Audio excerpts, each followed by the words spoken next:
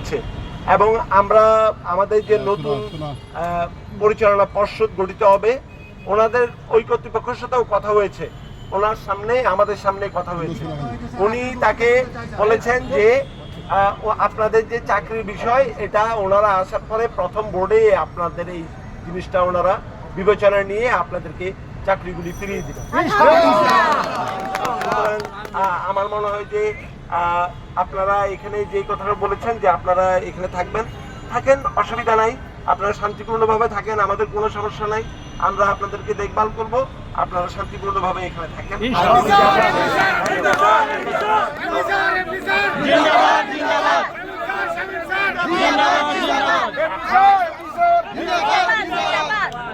বাদল sir এখন আমরা শান্তিপূর্ণভাবে অবস্থান করবো, শান্তিকে দেখতে চাই। সবাইকে ধন্যবাদ।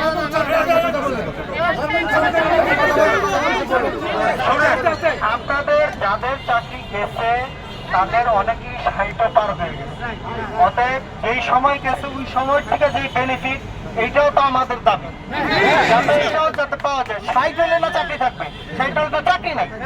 আবার যে মারা গেছে চাকরি করবো কিভাবে? অতএব ওইগুলিও ইনশাল্লাহ সবকিছুই দেওয়া হবে।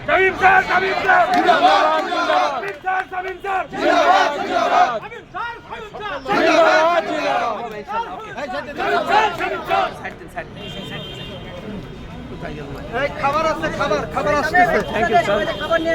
Thank you sir.